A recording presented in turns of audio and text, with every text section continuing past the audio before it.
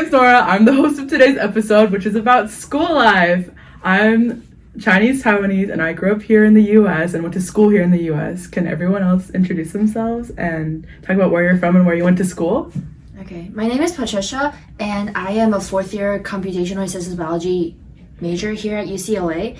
And I grew up from Taiwan, but I came here for college. And when I was in Taiwan, I was in public school all the way until 6th grade. And then I switched to a middle school and high school that are private. And I'll explain how it works later on. Hello, I'm Paul. I'm a third-year MCDB major. I grew up in China, but I came to the States for my education, starting from kindergarten. And I went to public school up until university, and I'm still in a public university, so yeah. Completely government raised, basically. Yeah, I went to a private elementary school growing up, a religious private elementary school up until 5th grade, and then I transitioned into a public charter middle school, high school, and then a public university. My name is Ethan. I'm a first-year education major at UCLA. I'm Taiwanese, and I grew up, I went to a private Christian preschool, and then public school for K-12, private school for college, and then I taught at public schools and private schools, and then now I'm at a public university. So varied school experience, and from the teacher perspective as well. My name is Kiley. I am an MCDB major, and I am from a Taiwanese Chinese background, and then I grew up, born and raised here in California, and then went through public school all the way until university. Or even including university. Okay, the preschool option made me curious. Did you guys go to preschool? Oh, I went to preschool in China. It was fun. They made us take an afternoon nap, though. Oh, yeah, they did that in America, too. I hated nap time. Oh, yeah, I hated nap time, too. I was such a hyperactive kid. Is preschool public in China? I'm not sure, but they fed me well. It probably was private then. Yeah. Because, as we talked about in the food episode, public schools don't do I this, don't right? know if my preschool counted as a public, because my preschool was attached to my mother's college, Cal State LA. So I went there. I don't know if that counts as a private or public. So those are pseudo private. So technically they're public. Like UCLA has two schools, the lab school and the community school. They're technically public, but they're pseudo private because So I got meals even though I lived in America. We had a chef. He made me eat eggplant. Yeah. He was a really nice guy. He would make you a cake for your birthday. In preschool. Whoa. And private. We had a little garden, and he made us all try eggplants once. He was a really nice guy. I loved him. Yeah. Really nice. I went to Monarch Christian Preschool in San Jose. I don't remember much. I went to Anna Bing Arnold, and they taught us sign language. Okay, your school is bougie. My school is bougie because all the teachers were actual education majors like you, right? So they still cared about how the children turned out. How some teachers get burned out. Yeah. So I feel like they were good. I also went to a private preschool, I think, and they call it bilingual preschool. So I don't know if all the private preschools like that. But yeah, I had fun too. Kelly? I think I also went to a private bilingual preschool. Here? Yeah, here. Oh. Yeah. So Mandarin and English? Mm-hmm. Yeah. Oh. So I know that preschool didn't used to be a thing, but now we have this thing called TK, which is traditional kindergarten. My cousin's in TK. Yeah, and that's new. So that's the one preschool built into the K-12 system. I'm not too familiar because I was a middle school, high school teacher. I feel like preschool really low-key bulks you up. I feel like it feels like it makes you kind of stack right before you go to kindergarten, because it's basically kindergarten. Because I also got nap time in kindergarten, and we learned basically the same things, except I went to in kindergarten, weirdly, I went to a public kindergarten, and then that was lame, I didn't get food, I didn't learn sign language, I sat on the rainbow colored mat, and I was this is boring as heck. Yeah. Wait, and can you describe you talked about describing your school system earlier, right? Oh, so it's elementary school, middle school, high school, how it works. Yeah, so the cutoff is a little different from here. So I know that the people in each grade over here are from January to December. But from Taiwan or a lot of the Asian countries, I think they have the cutoff from September to the next August. Oh. So that's why. So some people like my friend Anthony, he was born like 2001 September, but we're still in the same grade, even though I'm born 2002. So that is because of like the cutoff, not because like he just like delayed a year or something. And then so we have elementary school for 6 years instead of the 5 years in the American system, and then 3 years for each middle school and high school.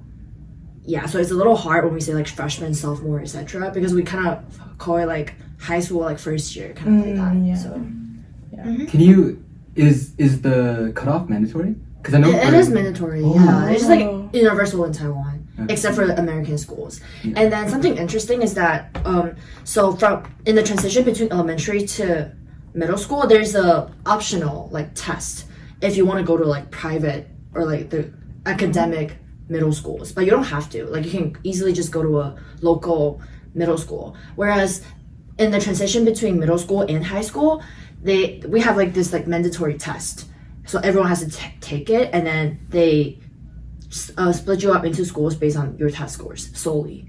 Is that like Taiwanese Gaokao? Kind Yeah, right. They kind of yeah. And then It's there's giving another one SAT. for, Yeah. and then there's another one for university as well. But the thing is, you can only take it once Oh. from middle school to high school. I Oh believe. wow. So did you take it? I didn't take it. Okay. I just switched to American school. But I heard it was really stressful. Is it like did you go to like an international school then? Like when you said American? Yeah. Okay. Yeah. That's interesting. Wait, I went to American school, Oh. not international. Oh. I Okay. think some people in the international schools still have to take it. Oh. Okay. Well. Feel free to ask me more if any questions pop up later. And Ethan was asking, Yeah. Okay. what is So the difference? Yeah. What's the Yeah. difference between Between American what? school? Yeah. International Oh, school and American international. school. Yeah. Okay, so in Taiwan in particular, American school is when you have to have a foreign passport. Yeah. Oh. Yeah, at international school you kind of just take it, and then bilingual, like they usually just like you have like the international track or you have the normal like local track. And the international school, they're preparing you for college, right? So there's like AP you can choose from and IB you can choose from, and then there's also the local track when you just like take the high school like test, and then you kind of just do it. And the American school is mostly just they're preparing you to go to an American university, but some people do still choose like UK or the Australia, but like everything is taught in English, and then you have like foreign language, and it's basically the American curriculum. Okay. So is it like, do you do like A through G requirements? Sorry, what requirement? Do you do like A through G requirements? What? Are you familiar with A through G requirements? Okay. I you know probably like didn't AP. then, right? I know AP. That's it. Oh, And then, really? like, I don't know. Like- You know the A through G You know requirements? what that is? But isn't that like what you need to like get into? Yes, so like A through G is like you need a certain math class, which is like your Oh, C, right, and then your B is your I whatever. don't know. I Yeah. don't So like you know. need all those Yeah. requirements, and like yeah, we have that. for every public. Yeah. Wait, you don't know that you're from California? No, I bet No, we like just don't know what it means. Yeah. Oh, I see. We just don't know what the name like is. I- we just all inadvertently like completed it. you know? Yeah, I don't think I had like I don't think they were like you can choose not to do that. I think they just made you do that and didn't even Yeah. tell you that. I see, Like I see. I know It's that like there when were you like graduate. UC electives that I had to do in high school, but like but like I didn't have like Okay, let's get into that when we transition from high school or from K-12 to college. Yeah. So sorry, I was jumping no, ahead. it's okay. I was gonna ask like what was your guys like high school atmosphere, like the school atmosphere like? You guys can. You guys wanna- I feel like I talked a lot. Okay, well I can start. Yeah. I'm sorry. My high school was like super non-competitive, super unstrict. We were a public charter school, very low funded, very like in the middle of like kind of a bad area. Like my teacher used to walk past and be like, "Hey, don't throw up any gang signs, okay? Like you like don't throw up a gang sign on the school balcony, you know." And so it was very like a very relaxed environment, and they were like they believed in like children sort of dictating their own education a lot too, which is like a theme of like those like non-traditional charter schools like that. So like I only went to school 3 days out of the week for What? most of my high school experience. Like you ditched or like you didn't have to go to school? No, you didn't have to. It was like you did like online instead. Yeah. I mean in senior year I did. I think I had like 30 of the days. Like Oh my yeah. God. But yeah, that's what my school environment was like. And like none of the people in my high school really cared about getting into top schools, like because it was a very low income school. Most of them like had jobs and like or like supported their family in some way, so they're like more worried about like their work shift and like getting perfect grades or like a good SAT score. Yeah. So you were like one of the top people. Yeah, but we didn't have ranking. Then we only had percentiles, so I wasn't, and it stopped at You had ranking? 10%. Rankings, You yeah. So- had rankings at your public? I have percentile. It was purely based on GPA though. Yeah. Okay, you like knew your rank, like Yeah, it was I like knew posted my somewhere? ranking. Yeah. Oh my god. 10%, top I 10, guess. top 10%. Yeah. Yeah. I didn't have I mean, I think my strictest school experience was when I went to that religious private school because it was a religious school. So I feel like it was like a lot stricter, like, and it was also private. So you know, you had like uniforms, you had to go to Also, church. it prepared you for that high school experience. Like that? I went to an elementary school, so I don't think it prepared me for okay. anything. It was just like, it was just where my parents wanted to put me for yeah. that year of my life. Yeah. For me, like my high school was like super competitive. It was like 80% East and South Asian. Not saying that like they're the only ones that are competitive, but like there is some type of like aura of like competition there in my community. And so like all of my friends so our like good schools were like Stanford and Harvard, and then our average schools were like UC Berkeley and UCLA, and then like the bad ones were like the ones that I went to, like whatever. So it was like our big scandal at our high school was a student was passing out fake study guides that had the wrong test information because he wanted to lower the curve. Oh my god. Yeah. So that was like our scandal. So like our scandals weren't like That's crazy. So very academically focused. yeah. So like like all my friends ended up at I have a friend who went to Harvard and then now he's at Stanford Med School. You know, I have a friend that who's like, and half my friends are at Google or like a software company, like one of the top ones. But yeah, so like it's just kind of crazy. I thought that was completely normal. Like and then well, we'll talk about this later, but like so like I was like very middle. Like I didn't know my school ranking, but we all knew each other's grades because we all talked about our grades. Yeah, my high school's not like that at all. I like I think we were my high school's like most advertised class because we had the highest like college actual entrance percentage of any of their previous classes. Oh my God. And 3 of us got into UCLA, so they were like, oh my god, oh best class ever. One of us got into Stanford. Like we were like literally their top class. They were like after graduation, basically like they were like we had the best top performing we create like excellence, and we were like, no you don't. literally no you didn't. Like he was like, we had Stanford acceptances, UCLA, UC Berkeley, and we were like, that's like 3 people, okay? Like stop lying. Anyways, Like half the class went to BCC, okay? Like they're be for real. Yeah, so that was just like normal for my school. Like we knew each other's grades, and like I was a B average student, so like I was like probably like bottom 20 or 30 percentile of my class. Just like even though like I guess that should be like better than half, I guess. Yeah, but just because my school is like super competitive, and yeah, Is it like a Bay Area school? it's Bay Area school. No, you're from the Bay. I am from the Bay. So yeah. Well, that's like our version, like Arcadia Diamond Bar for like LA. Okay, so people. like it's worse than Whitney, and it's worse than what's the other one? Whitney and there's another really good school in SoCal. I feel like our like Wait, Pasadena. yeah, No. like the Arcadia Temple City High School kids are like the vicious. Yeah. The, like yeah. Oh yeah, so it was like that. My high school it wasn't like super duper competitive, but there was definitely like a big cohort of people who were really like gunning for like top colleges, I guess. I guess like to put it into a little bit of perspective, like you could maybe get into like Harvard, Stanford. A few people went to like UCLA, UC Berkeley, etc. And like quite a few people went to, I guess, like UC Santa Cruz, UC Riverside, other UCs, etc. I was definitely within, I think, the gunner group, and I had and it was like a little bit of a bubble. So I definitely thought that it was pretty typical to be very, very focused on your academics. But there was definitely like a group of people who like kind of did their own thing and just kind of vibed. Yeah. Okay. So I think for me, my public high school was kind of like, it wasn't like too competitive, but there's definitely like a split between like non-competitive and competitive people. Like the people that were competitive obviously took like AP classes, and like there was this thing that I realized when you guys were talking, how like the AP kids, for some reason, they didn't really share their grades. They're like, oh, I did enough to get what I wanted, you know? And I was like, oh. And then also, like, they rank you based on your GPA. So, like, That's crazy. you kind of know what your ranking is based on your, you know, GPA. But it's, like, kind of this... It was, like, not toxic, but, like, it was kind of like a cliquey kind of academic vibe there, yeah. When you said that, I was thinking of like how like all the kids would be like, oh, like, I didn't study. They're like, oh, and then It's like, oh, if Yeah, you're yeah, tall, yeah. then why the hell are you sitting within 100%? You know, like. Well, the straight, like, my school wasn't like that. Usually, like, if they didn't study, like, they usually meant it. like, I think I was the only kid in my entire high school who took the ACT. Like, the kids in my school took, like, the free SAT that, like, they, like, handed out to you that they, like, hosted. And that was 2 kids in my entire graduating class. Wow. 2 kids took that SAT. Most kids didn't take it at all. And then I was the only one that took the ACT. And I remember people being like, oh my God.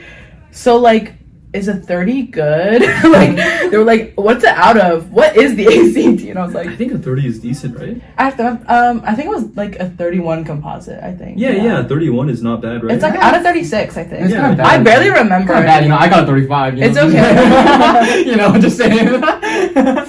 Although my grades were not good, so I cancelled out. It didn't matter. Wait, good job though. Thank you. For my high school, it was very, very different. So my class only had 27 people. That's like my high school. Wait, really? What? 27 people? 35. Wait, your public high school? We were broke as broke as heck. Wait. HE double hosky sticks. No, wait. How many people was your school? I don't even know. It was like hundreds, like presumably. Yeah, that I feel like that's So the they were standard. relatively small. But Mine was 500 per Class. per class. Oh my God. So, Yeah, like, that's a so lot. 2,000, Yeah, yeah, I think 2,000. mine was like around 450. Oh wait, what? Wait. Yeah, I think mine was A around like class or 2000 like as well. a school? Yeah, Yeah. 2,000. Yeah, my Yeah. Oh, a class. Yeah. Okay. Class. Yeah. And you're Yeah. also per class, 100-ish per class. Definitely more than 100 per class. I would Oh. say like. Oh wait, you were talking class, not school. Okay, wait. yeah. Okay. No, our entire school has like 200 people. Okay, yeah, but that's still Yeah, incredible. it's Yeah, still that's very still small. nothing. Yeah. Okay, so we have a good distribution here. Yeah. But Okay. yeah, anyways, like our school is a little interesting because I'm actually the second graduating class from my high school. Oh. So the class before us has like 16 people, I think. So, and then like when I got in as a freshman in high school, they kind of just like split us into 3 tracks. The first one being mainstream, like, oh, you're on track of like American curriculum. The second one being like intermediate, means that you are like, like you're like almost there. So you'll take a little bit more like English classes, and then you can go to the mainstream. And then there's like the strict EAL class, and then yeah, it's just like you just need like a lot of English like review and like learning. And then yeah, so I think it kind of creates an unfair advantage for people who are in like the blue class. No, not blue, but like the mainstream class, for example, because a lot of people are still learning and prioritizing those, whereas we can like start like competing for the leadership positions in the clubs, etc. So we obviously just have a lot more opportunities. Yeah, and then I have a question. So like when you talk about like the classes, is that like if you don't pass, then you need to take the TOEFL, and then if you do, then you don't? no, we all have to take TOEFL. Oh, you all because have to take TOEFL. because Even if we're you- from a foreign university. No, we're from a foreign high school. But I thought it was if you went to American high school, then you didn't need to. Yeah, our school is not that legit back then. And then it's like the second class. Like they need to That's like how I feel about my get school. through it. My high school should not have been legit. That should not have been accredited. That should not have been accredited high school. Okay. Like, yeah. Yeah. Okay. Yeah, and then it's just like at least for my class, a lot of people they took the test from middle school to high school. They didn't do that well, so then they switched to our school. I see. Just like switch track from the local track to American track. So it's just like a lot more people in like the English like EAL sections, whereas like I was in a American middle school, so I am in the mainstream. So it's just like yeah, it kind of just like make it a lot better. And then the atmosphere was that there's just like no competition because like obviously like there are only this many. There are like 10 kids who are in mainstream. There are only 5 people who are like academically focused, and there are 3 people who can actually like achieve a competitive grade, if that makes sense. And it's just like, yeah, so it's like the cutoff is not that great. I think eventually when we get older, people start to like care a lot. But then it's just like at that time it wasn't super competitive. Like I usually only compete with like one or two other people for the grades. And then something interesting about our like SAT and ACT is because our school is a very like close-knit community. Basically everyone knows everyone or know of everyone. And our parents kind of just talk to each other. They compare our SAT, ACT scores to each other's parents. Yeah. So we kind of all know each other's scores. And then, we also know each other's extracurriculum. Because I think our school, even though it's an American school, it's still very localized. As in, you know how like the Asian countries, they focus a lot on academics. So we didn't know how to like look for resources. We didn't know we should like go out to like volunteer or we should go to a lab to do research. So a lot of our extracurriculars were focused in the school. Yeah, just like, we have a debate team and then we fight for the positions, etc. So it's we basically just know like all of our like grades and kind of stats, which is really interesting. So that is also why I was kind of eye-opened in UCLA. Just everyone's very proactive, and I think that's how you as high school were like, right? I don't know. I wouldn't say that. I think I had to be more proactive than other kids, but at the same time I wasn't, because I did a sport, so I was like on a certain extracurricular track already. Like I was doing a sport and I was like, so I had like recruitment as my backup from like schools and like as a gateway into like a lot of schools, and then like I had like my academics to get me into like everywhere else that didn't take my sport, right? So What sport? I was a fencer for like 10 years. Damn. I have friends in the fencing club. Yeah, Taiwan has a fencing team, and my coach tried to get me to join it so then I could go to international, but I made the US team instead. Okay. 1 year I made the US team. Oh yeah, I went to jails like every year for like since like I was in middle school, I think. That's correct. No, it's such a small sport. It's really easy. it's especially in the women's division, like not a lot of girls wanted to do it. So it was my mom was very strategic. My mom was like, my mom wanted my brother to be in diving and me to be in fencing, because she was like, only girls do diving, so my son will succeed here, and only boys do fencing, so my daughter will succeed here. The competition pool is smaller. Perfect. There you go. And then my brother quit diving and started doing fencing instead. No, but yeah, Do you like fencing though? Yeah, I like wish I was still doing it sometimes. Well, like, you should I go wish, to the fencing club. Well, I tried, but I don't know. It doesn't really fit with my schedule, and it's like kind of tiring. I see.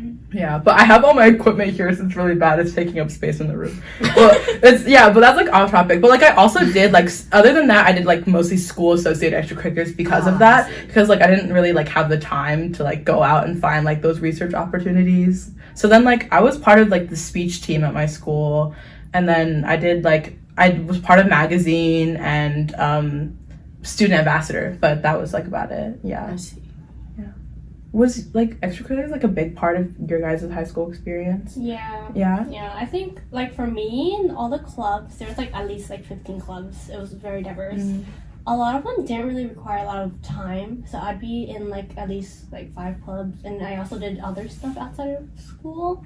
Like I'd be in student council, sushi debate, orchestra, some type of volunteer club. But I also had like extracurriculars like dance or like piano. So I think that like was what our school focused more on, like more extracurricular than academics, which made like a lot of kids go to like the better schools. Yeah. Yeah. Because like U.S. colleges are always big on that. Yeah. I think for us, like, it was kind of like Kiley's in that, like, I don't think we exactly did not place a focus on academics, but on like classes and whatnot, but definitely there was a pretty strong focus on extracurriculars, but they were always sort of like a means to an end in like getting into college, if that makes any sense. Like so I was part of video game club. I was part of academic decathlon. I was part of this like robotics thing. I was president, actually. It's crazy. Yeah. But like robotics? Yeah. Yeah, but like we did pretty well, actually. But I don't know, like a lot of people I think like my clubs personally, the people were pretty passionate, but in other clubs, like it was definitely, you joined to like put another thing in your CV, I guess. And like correspondingly to that, you don't necessarily need to spend a lot of time like doing it, because everybody in it is just kind of in it to be in it and not really to like engage in whatever that club is actually for. But like personally, I think that I chose pretty decent clubs in which I could really like invest my time and have a good time as well. I feel like I have that tendency as well in high school, just like putting a lot of stuff on my resume. Yeah. But then I also try to do a lot of things that I do. And then now that after I hear about you guys, I feel like it's not like my peers in high school were not academically focused. It's because they are too focused on academics. They want to get the good grades because, you know, there's a lot of misconceptions about like college. Like, oh, if you are not at this score for SAT, you have no chance in this school, etc. So they try to meet those scores, and because they didn't have a good start, as in because they mostly transfer from a local high school or middle school, so they had to like work even harder to get the English fundamentals ready so that they don't have that much time for extracurriculars. I think that was from my school. I think so me and my school were very different. All these guys went to UCLA for undergrad. I did not. So I had zero extracurriculars. The only thing I did was I volunteered at a homeless shelter. I cooked food, but like it was because I enjoyed that, and also they gave me like free food. So, like it was called like Sunday with Friends or something. Oh, you've been starving since day one, huh? Yeah, so it was called Sunday with Friends. Like I'd go there and like there'd be like the stove, and I'd like cook like eggs or whatever, and then afterwards they would also feed me the same stuff that I was cooking for everybody. But like my high school though, like everybody was part of like Model UN and like Octagon and DECA, and then they formed a collab club called Decagon. It's some type of volunteering club. Oh. Yeah, but then they combined with DECA and then they made Decagon. So like, there's just like you know like all this like crazy stuff going on that I was not part of at all. Yeah. Oh yeah, I also did volunteering in high school. I forgot, and I was also part of the mock trial team. Okay. So, I just joined. In the end, like I was like I ended up joining stuff to just like join the stuff, you know, like, and like I volunteered to the Pasadena Humane Society. That was my thing. But I did independent projects because I didn't have time to like go to the shelter, so I like made things for them. That's the only thing I did, and like extracurriculars were not part of my life, even though that was part of like the school culture. I was also very big on extracurricular. I think I was president for the Speech and Debate Club, the World Scholars Club, the Dance Club, and I'm vice president of Student Council. And then what else? And then it's just like a lot of these, and I also like volunteer in hospitals. Wow. So I got 600 hours by the time I graduated high school. Yeah, which is quite a lot. I think I had like, I know volunteer hours were actually a requirement to graduate my high school. I think like up until like last year, I graduated last year. Yeah, you had to like mandatorily do at least 100 hours. So yeah. I have a follow-up question. Did you guys lie on your thing when like you know like you're just like, oh, I'm president of this club? No. I will say I feel like I was exaggerating my capabilities in a lot of ways because to become president, basically because my school is so small, everybody was just like the default oldest people usually got presidentship and then like split it with whoever else was oldest. So I was co-debate captain, but like I don't debate, I was in speech. And like I was like part of the mock trial team as like one of like the leading people, but like only because I was like the oldest person. Like it was never because I was actually good. Yeah, I think that's my school as well. Yeah. Well, I can see that especially in Asia, where like it's just like seniority is like by age, and then you're just like, yeah, this person is the president. But I don't even remember what I felt. I probably did lie, but you know, cause I had nothing. I wanted to have something. Like you know how like they have 9 slots. I literally had like my one thing. Can we keep this in? I literally had my one thing, and then like the rest were blank, and I felt so bad because the rest were blank. So then, what did you make up? Did you go like entrepreneur, like sold your shoe online or something like that? You were like, I'm actually like a brilliant entrepreneurial. Like, what did you lie about? I probably did lie about something, but I forgot. And college was like how long ago for me? Like application was like 5 years ago. I don't remember anything. Oh, something extra. This is just becoming a stats brag. Hold on. But something extra I took community college classes too, because I was an extra nerd like that. I did that too. That's crazy. Oh, I did that too. Yeah. Yeah. Oh, okay. See, you didn't put that on your. For extracurriculars? That's not extracurricular. It kind of is. Yeah. Really? If it like related to a passion, you could like say it was like.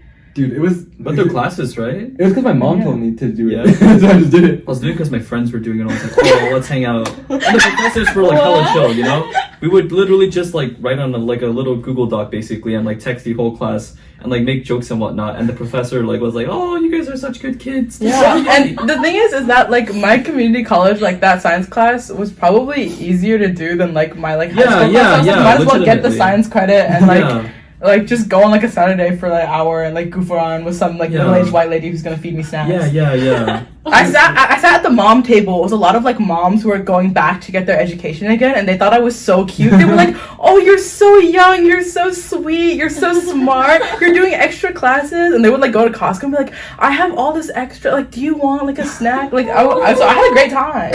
Like, Well, okay, so my community college also happened to be one of the top community colleges. Like, think like Mount Sac, but like NorCal version. oh, okay, Mount Sac. So like what happened was everybody there was 18 or 19, and they were trying to transfer to UC. That is so. So the vibe was the same as my high school. Oh, wow. It was super competitive. Yes, I went to Pasadena Community College, and everyone there is very chill. The moral of the story is just not to live in the Bay. Yeah, don't, guys, if you're trying to go to a school, don't go to the Bay, y'all. Don't go to the Bay. Don't My go to high Arcadia High School. My community college just wasn't it. Okay, wait, we should move on. We should talk more about our actual schools and not like Seth. Okay, wait, I have to ask you guys, were teachers a big influence for you, and like did they like help you like mentally ever, like at all? Like What do you mean mentally? like mental health support, like I think you meant like brain wise. like they give you like an electric chair and try to like stim you up. No. No. I meant like, do they help you learn stuff? I was like, that's the job. I argue that a lot of my teachers did not help me learn anything. Yeah. For me, I think they indeed play a huge role. It's just like they each have to sponsor one club or two, right? So then like, and then there are like this many kids in the club. So then like sometimes they are the people who we go for advice. And then like if there's any conflicts in there, like they will like also like pull people over and kind of just like tell like, oh, I think you did something wrong here. I think, oh, you're correct at this one. And just like, yeah. And I think like I was exceptionally close with the president of my high school before. And then yeah, no, he's our English teacher, and then like he's also pretty like sociable. And then like one day he was just like, "Why do you want to be a surgeon? Like you like talking. Like I don't see you as a surgeon. You should go to like consulting or business." I was just like, "No." And now I'm graduating college. I'm starting to wonder like maybe he was right. I don't know if pre-med's like okay. It's just like I think something like that because like they're the people who like overlook us, so they know like who we are and like how we like fit in the society. So then like I think they do play an important role in my school. Yeah, I think it was the same. I think because both of us went to smaller schools too, which really helps that like faculty like being able to like communicate with your student. I had a really good relationship with my high school English teacher because she was also the like leader of my charter program, and so she was really nice to me. She was super buff too. She like her like husband owned a CrossFit gym, and so like she was like jacked, like unbelievably jacked, and she was super hot. But like, hi Miss Perez, if you're watching this. But like we're like close to the point that like she still like texts me like happy birthday, you know, like this past year. Like, and then my other person that we were close to was my high school, our debate coach from my freshman and sophomore year, and he left the school, but like we have like an email chain of like old members, and sometimes we like talk about like what we're up to. Email. Yeah, that's nice. Yeah. Yeah. So I think for me, I had a crush on two of my teachers. What did I know? Popcorn sauce. You know, so you know, big influence. My 8th grade math teacher, Miss Hong. Shout out Miss Hong. And my dance teacher, my Russian Russian dance teacher. Sorry, what? You did Russian dance? No. I mean, she was a dance teacher. Oh. But her background was in like Russian like classical dance. Oh, okay, Yeah. okay. Miss Plaza. She was married. So impressed. her maiden name was Maximovich. Maximovich. Okay. Yeah, but so like you know, in terms of that, you know, because this is all the build up for the dating episode, so we gotta talk about like dating somewhere. There's never any With dating, the teachers? never any dating, and on my end, but you know, there's definitely like big crushes, and they help me mentally. You know, like mental health wise, because school was really hard for me. Wait, I got I in school. have a question. Yeah. Like, do you have a crush on them because they help you mentally or because they're hot? Oh, So that you find an excuse to let them help you. It's always both. It always starts off like physical attraction. Like if the teacher's really nice but they're not attractive, I'm not gonna be like I'm not gonna have a crush on them, right? Okay. But if they're like attractive and they're nice to me and they help me, then you know those feelings like are like, oh, there's somebody cute and helping me and is nice to me and is cares about me, and then you know, yeah. But anyways, This is bad. Maybe my dad will get mad at me for this. I'm gonna tell my dad's story here. When he moved here, like in middle school, like he like you know he's like from Taiwan. He didn't really care about learning English. He just like spoke Thai in the back of the class, right? And then he had a crush on his ESL teacher. So then he got really good at the next time he learned his English because he was trying to impress her really bad. So he like actually worked on it, and he was like, yeah, she's the reason why I'm fluent. I was like, Dad, what? yeah, that's why I took dance. Can you dance now? Can you dance now though? Was it lasting? No, but I TA'd for her. Oh And wow. you know, I wasn't close with any other teachers, so she wrote my rec letter. My PE teacher wrote my rec letter, which I don't feel like was helpful at all, because she's my PE teacher. But yeah, shout out Miss Plaza. I hope you're happy in your marriage.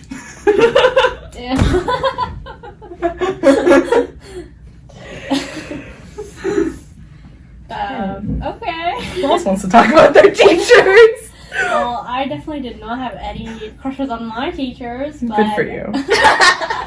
No, but like, honestly, a lot of them were like. You could search her up? That's what kind of. Yeah, I don't think he's fully over her, guys. No, but like my teachers, either they were like textbook style teachers where they would literally read out of the textbook and then just like silent reading, or like they were the type of teachers that would go over like practice questions. And then I really like the second ones. The second ones? Yeah, the second one. Like where they would go over like questions and then like you'd go through it together. I see. I really liked my Chinese and my calculus teacher. Yeah, they were really nice, but that's pretty much it. My Chinese teacher was super nice too. Yeah. Like, it's always the language teachers who are nice. I feel Yeah. like. I swear to God, my Chinese teacher was corrupt. Like, like I don't know how she got her job, but like she would like leave the class in the middle of like lessons to like do her makeup and like do her nails and shit. She gave us like an assignment for a poster that like took us literally one day to do, and she dragged it out for 3 months. So we were like sitting in the corridor like not knowing what to do. Like one time another teacher literally walked into her room, lectured her about how her syllabus was bad and that she needed to add pinyin, and then like walked out. And then like immediately afterwards she was like, okay, I'll teach you guys pinyin. She pointed at the 4 tones at the letters and was like, okay, that's pinyin. Like it was crazy. Once this isn't like bad per se, but once I just caught her looking out the freeway, and like that's like just mesmerizing thought. I was like, oh, okay. Like she was debating whether or not she wanted to go out there. no, but she was such a horrible teacher, and she was paid 100K a year. Like how? Like, and she had no experience. So like I'm like, you know, like what? Like how I that think she's happen? corrupt. Yeah. That's crazy. No, my school was kind of. We didn't have Chinese. My school only offered Spanish, which was really funny because we had a lot of Hispanic kids. So I'd just sit there and just be like, okay, like easy. But I remember in like my junior year, we had 3 different Spanish teachers in 1 year because they kept getting fired or like they weren't qualified for various reasons. We literally had like the whitest guy who actually taught our dance class come in and be our Spanish teacher because we couldn't get anybody else. But our first guy got fired because he called a student fat. And the second girl got fired because she like I think she made a racist comment towards a black student. Yeah, like we like, and then we got the white dance teacher for the rest of the year, and he couldn't even say tortilla. He said tortilla. So I was like, there's no way I'm learning Spanish, bro. Like this is really bad. You know, like we were doing conjugation in Spanish 3, okay? Like it was not good. like crazy. We had what was another scandal? Like we had our assistant principal called the cheerleaders skanky hoes. that was another scandal. Our old math teacher, he wrote erotic poetry. No, he did not. And it's on Amazon and it's dedicated to his son. What? Whoa, okay. Now my school's lore is absolutely insane. One of our like one of our like staff members who's in charge of like getting students in trouble or something like that, the kids one by one learned the key to his password by getting in trouble and getting key by key. So then they got into his email, and he was a married man and found him on dating websites. He was cheating on his wife and he caught him. Alright, this is just going to TX. Sorry. It's a little off topic. That's just... Oh my gosh, speaking of which, one of my former high school teachers is in a relationship with a current student. No. Like while they were a senior, and how I know this is because my friend is friends with that girl. But he's hot, so she's okay with it. So like now she's not in high school anymore, but they started dating when she was in high school. Oh my god. Well, And they're still dating? As far as I know, but who knows how that's gonna work? You know, she's 19. I think he's 20 something, but he might be 30 something. So Yeah. Anyways. Okay, let's move on. My next question, I'm gonna combine these two. A school safety concern for you, and was like bullying a thing at your school? Like, I feel like those two match. Not too much bullying. People are just like cliquey, like in several groups.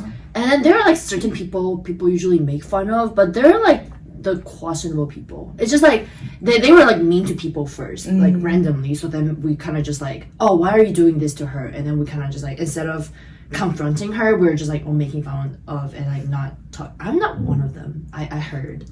Yeah, and it's just like it's like mostly like verbal, but not like too much. They're just like making fun. Like for example, like there's like prom, and then they'll they'll be like, hey, this guy, like you should try to ask her to prom, just like make fun of her, like things like that. Oh, that's really mean. Wait. I'll get her correctly. So they told this guy to ask out a girl, and then you know when somebody goes like I asked, like they ask you out and they go like, ha, just kidding, like when like that. Yeah. He was like a fake confession, like with a really hurtful. So he was like, oh, tomorrow, like at 11 a.m. let's meet in front of this classroom, and then she went there with a banana for some reason, and then everyone just like, I hope she like hit him in the face with this. So something like that. I don't know what exactly happened. That's what I heard, and then it's like things like that. I guess it is. Breakfast? I don't know. Don't judge her. I mean, that's flag, okay? Leave her alone. No. She kind of like lying a lot that time too. I think she claimed that her grandpa is like, you know, the SM Entertainment in Korea.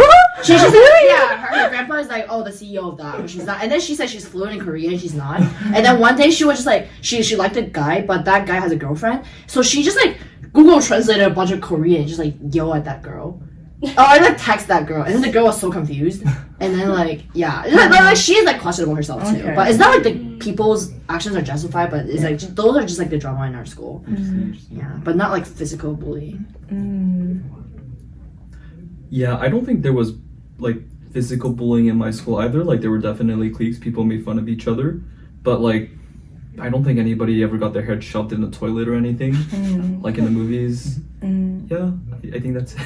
No, I think I never got bullied. I mean, like, okay, we were also of like a bit cliquey for being a small school, so there was some issue with like some girls a while back. It was like my friend and like her like op from like middle school, and I was like, I don't really know this. Like I just got here. Like I don't really know this. But in elementary school, this is not me. This is my older brother. He got bullied like actually like physically like when he was younger. I think like they like made him like eat grass and like would like actually like hit him. Well, because like he was an easy target. Like he was a nerdy little Asian boy. He had like wire rim glasses and the craziest bowl cut. Like he. Okay, but like. Yeah, and obviously that's not his fault. But like he like. Yeah, and so like I think that made me like wary of bullying for like a long time, but then it like never ever happened to me, like because it was too young. And I think the worst thing that happened in my middle school, like one of my friends, like when like he had like made an enemy out of this guy because the guy liked me in middle school, and then he was like my close friend. So I guess they were like they were jealous. I don't know. It would be. I was in a love triangle. I was Bella. I didn't like either of them. But he like poured milk on his head one day and like made him like burst into tears, and like they like tried to like fight in the like courtyard, and I was like, guys, we can't do that. That's not exactly bullying. That's just love conflicts. But I feel like I kind of bullied him. Fair.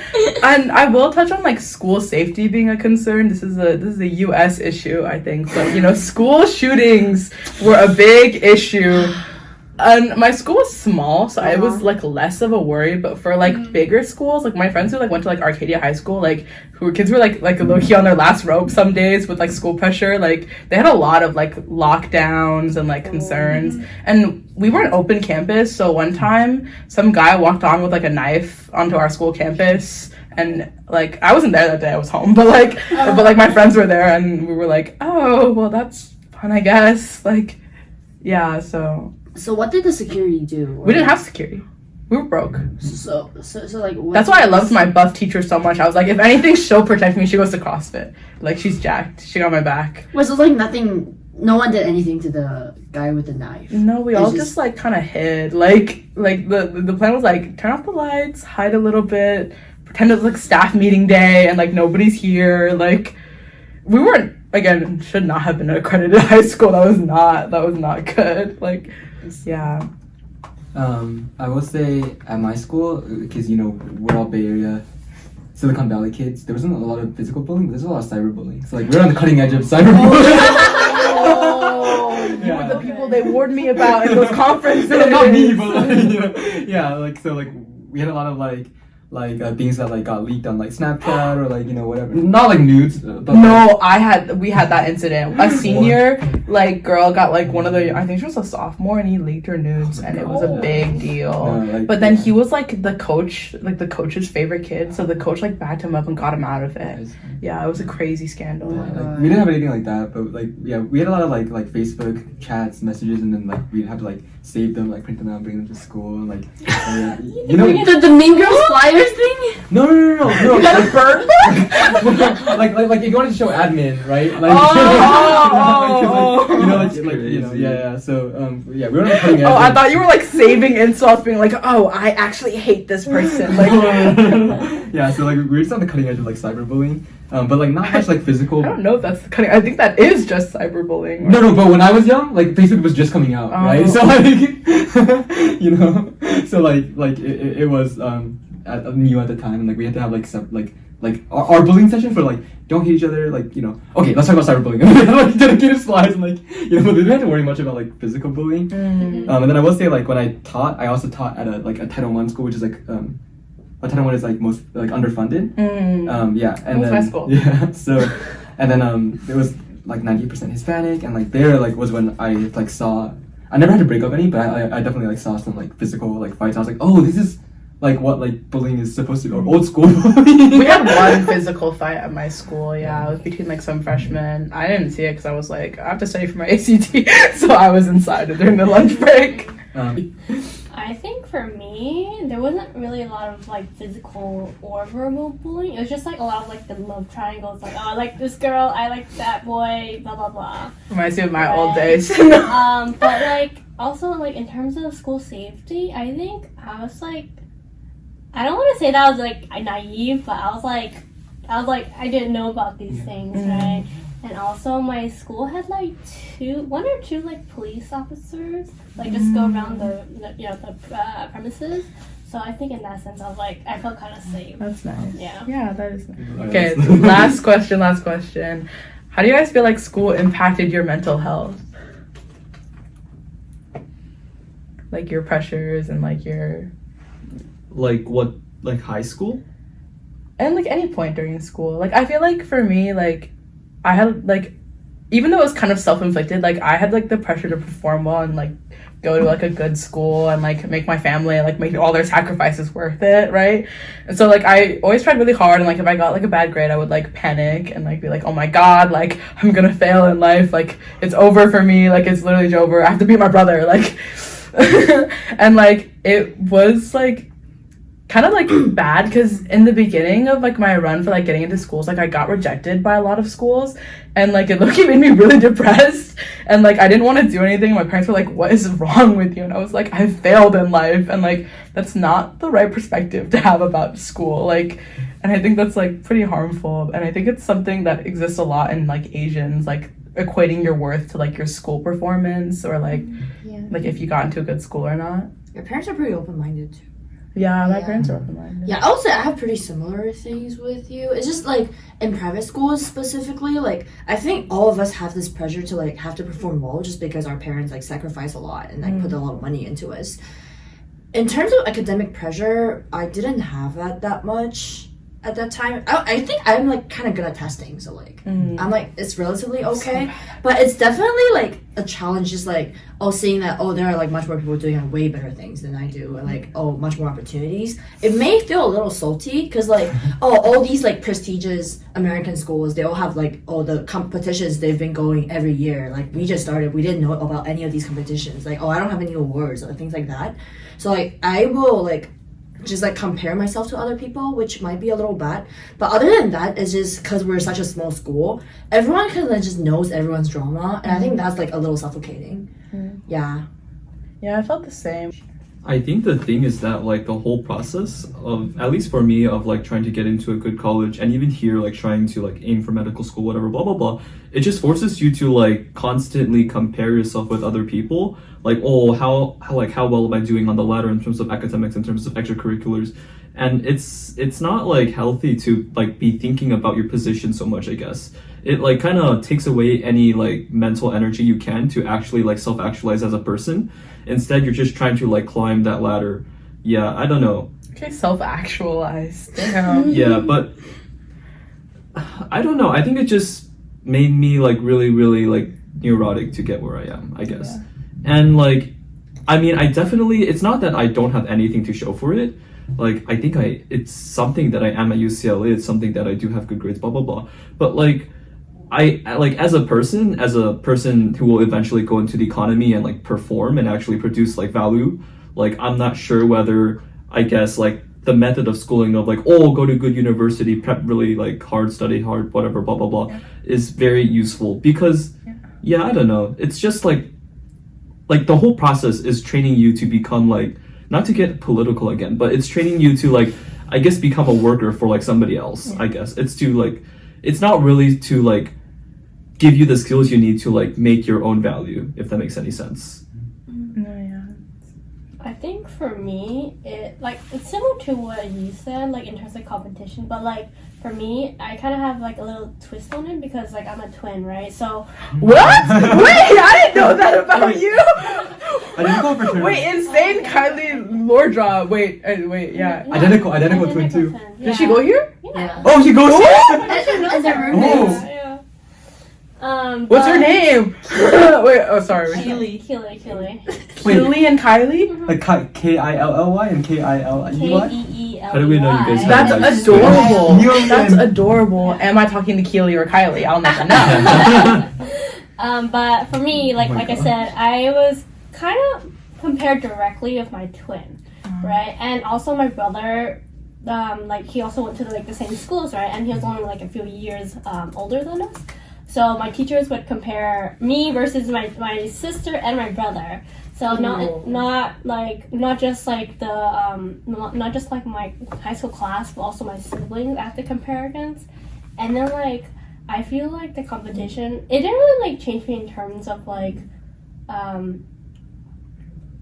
being more like, I need to go for that, but like it made me like kind of like figure out what my priorities are, like, because I feel like because of like in terms of like that the academic and then all the extracurricular stuff, I definitely had too much on my plate. Like I felt like I was okay in terms of like the concepts and then all the content that I learned in class. It's just all the work and all the time that went into doing everything that made me like kind of burn out in the end. So I kind of agree the competition and all the stress. Were you and your twin in the same extracurriculars? Yeah. I got so mad when my brother joined my sport. I was like, that's not for you. No, like I was Like, happy that we had a plan. like I was happy that she was in it because we have similar interests, right? It's just the direct comparison when like teachers and my parents would talk, that I did not like.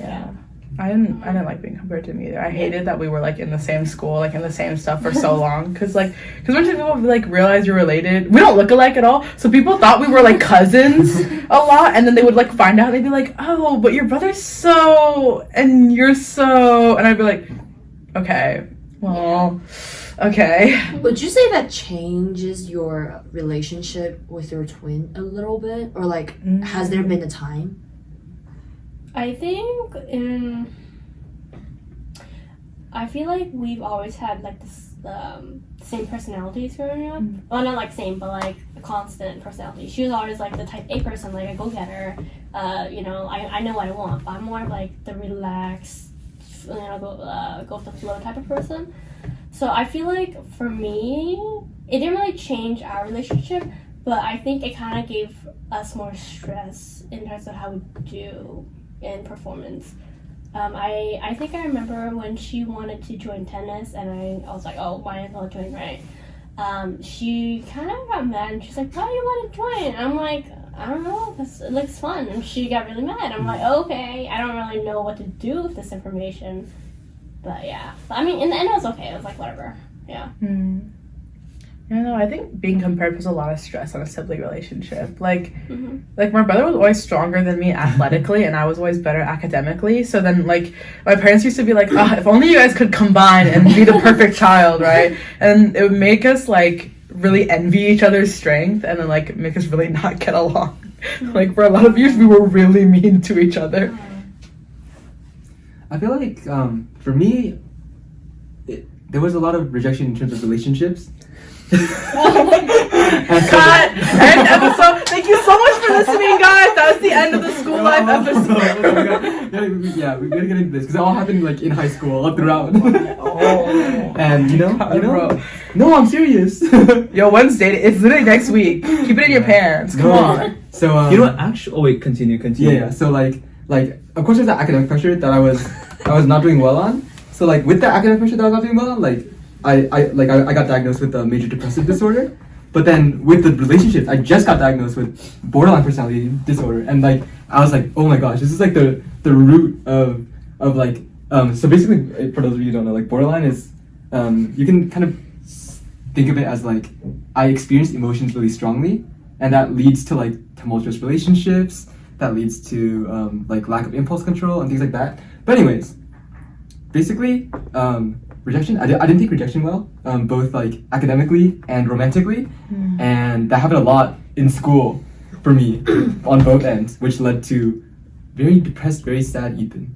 And I didn't start therapy until college, so like I didn't have access to like those resources to like learn how to like control and manage those things. So yeah, school, mental health, not good. Can I ask questions? Yeah. I'm very open about it. Wait, so how? Yeah, thank you for sharing. Also, just like, so how did you deal with it back in high school? Oh, I didn't. I just cut. They, like cut off contact? No, I cut. Oh, barcode. Okay. So there's a lot of self-harm and like self-injury. I think that was the way that I managed with it, because like it felt like something that I could control, because everything else in my life was like uncontrollable. Like my grades, I felt like I couldn't control. I can't manage people's like perceptions of me or like relationships with me. But cutting was like something I could like that was inflicted on me by me, and so it felt like therapeutic.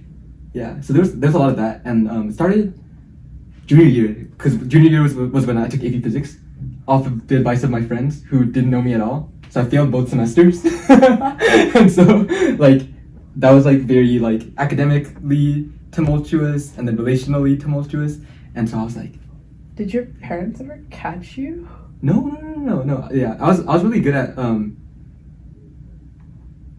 my blades. I don't know. Yeah, like but I think that was my only form of coping mechanisms until I started therapy in college. Yeah. What would you say is the biggest takeaway from the therapy? Yeah. Biggest takeaway? Well, I think the first thing was for me, like having space to like talk about my feelings was really important to me. So like I didn't have that growing up with family or friends as much, because I was always concerned about like people seeing. So like the cutting didn't start on my wrist; it ended on my wrist. but it started like shoulders and like thighs, because those were like areas that were covered. That's also why I don't own any short pants. If you like, even now I don't own any short pants, just because like there's like so much that like I don't like wearing like short pants. So like having somebody to talk to, and then also like there's different types of therapy. There's human-centered therapy, there's short-term psychodynamic therapy, there's cognitive behavioral therapy, there's dialectical behavioral therapy. So and it was kind of hard finding the right therapist for me. But once I found the right therapist using the right strategies, I didn't like CBT, even though most people do. CBT is like more like they assign you homework, and like you have to keep like journals of your feelings and stuff like that, and like you like go over it, and then like they'll teach you like strategies, like teach you strategies. Oh, so, you're tired of school. Yeah, I don't want school. I don't want more school.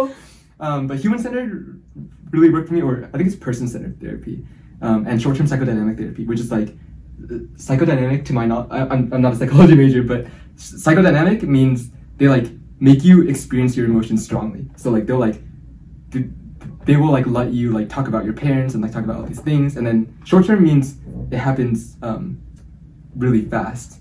But like I think that like opening up about my parents and like being not forced, but like being forced to like address it rather than like skirt around it really like helped me like release something. And of course like it's not like a linear process. Like I didn't start therapy and like, okay, no more cutting forever. Like it was like a long process, and like there was like relapses and stuff like that.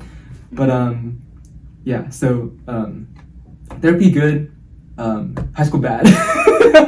Wait, I'm so glad you're doing better now, though. I'm really proud of you. Yeah. I'm really proud of you. I started medications, like I'm on psychiatric medication, therapist. Oh, but I told my parents. I told my parents about everything, which was like, that's like 50 pounds off my shoulder. But yeah, and look at me now. Yeah, look at you now. Proud of the growth. Thank you. So like we talked about this in my episode, because I talked about psychiatric medication, but what SSRIs do to me, selective serotonin reuptake inhibitors, what SSRIs do to me is they make me feel nothing. So like why a lot of people stop taking their medication is like they feel numb, they feel like and then they're like, oh my gosh, I don't like this feeling. So then they stop taking it, and then they start feeling emotions really strongly again, and then they don't know how to manage it, so then they start cutting again, and they're like, oh, I think I need medication again. But it's always that balance of like numbness and like feeling too much, especially for people who have borderline personality disorder, which is defined as like feeling those tumultuous highs and lows. So as of right now, it's okay, but there are definitely like some times where I'm like, life is boring, I don't feel like myself, like everything's so like monotonous. What if I just stop taking my medication? So there is that. For the plot. I don't know if that's the same, but like, you know, like people like Kanye, like, you know, I don't feel creative when I'm on the meds. That's what they're talking about. Like, Are you still taking it consistently though? so consistently I forget a lot of times. But Okay. I also dropped a lot. I used to be on 60 milligrams, which is like most people I know on 60 are in psychiatric hospitals. But now I'm on 20. So Okay.